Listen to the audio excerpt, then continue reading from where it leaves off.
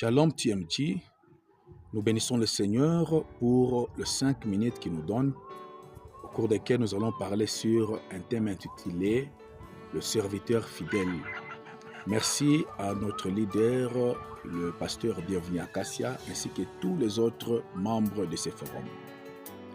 Proverbe chapitre 20, verset 6 nous dit « Beaucoup de gens proclament leur bonté, mais un homme fidèle, qui les trouvera ?»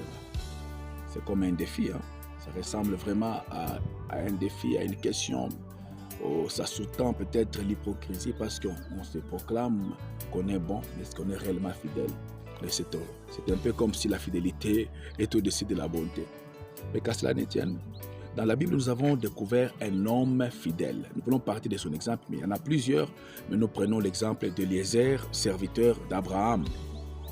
Genèse chapitre 24, on l'envoie chercher une épouse pour le jeune maître, son jeune maître Isaac. Alors nous voulons relever rapidement 5 points qui peuvent nous aider à être réellement fidèles ou bien qui prouvent que nous sommes fidèles. Premièrement, la gestion de l'argent, la gestion de la richesse. En sa qualité d'intendant d'Abraham, Abraham ne s'était jamais plaint qu'il y avait des pertes ou qu'il y avait des couacs, qu'il y avait des manquements. Voilà pourquoi Abraham lui confia encore 10 ans pour aller épouser, chercher une femme pour son fils. Bien-aimés dans le Seigneur, aujourd'hui, le Seigneur veut que, quand nous servons à l'Église, comme diacres, que nous ne puissions pas déplacer des billets, que nous ne puissions pas nous permettre de nous payer nous-mêmes. Et en tant que pasteur, l'intégrité en matière d'argent est très importante.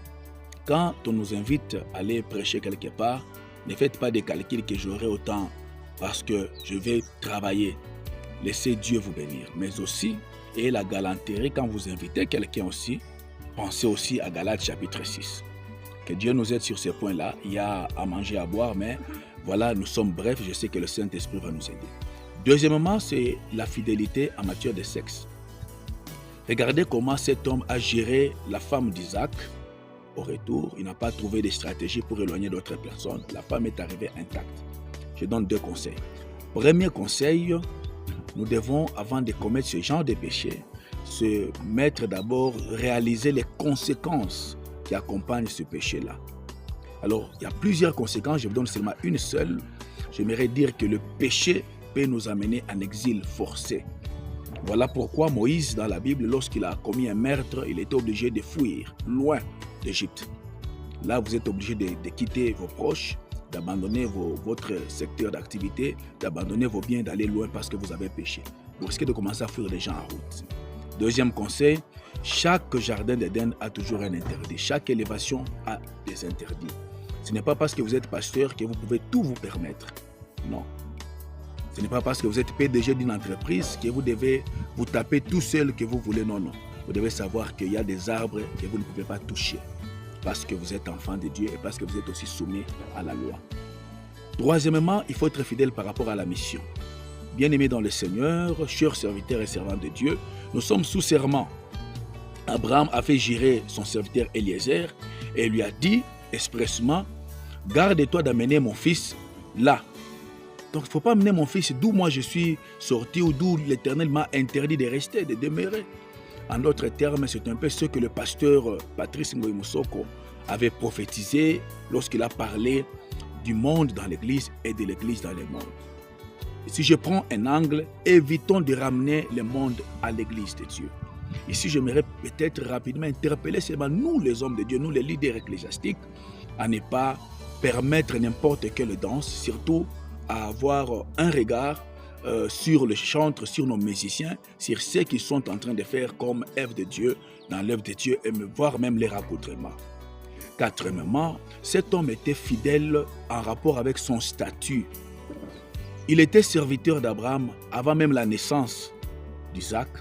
Jamais cet homme ne s'est réclamé fils d'Abraham. Quand bien même dans Genèse chapitre 15, Abraham le prenait pour son héritier. Il a dit, je m'en vais sans enfant et Eliezer de Damas, c'est l'héritier de ma maison.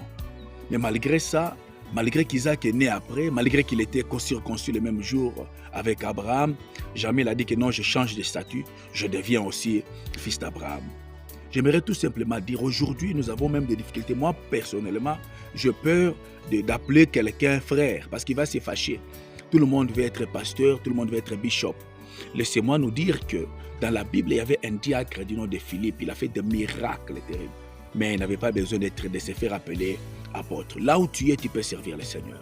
Mais j'aimerais aussi dire que ceci, quand tu respectes ton statut et ton identité, là où le Seigneur t'a mis, tu n'es pas jaloux.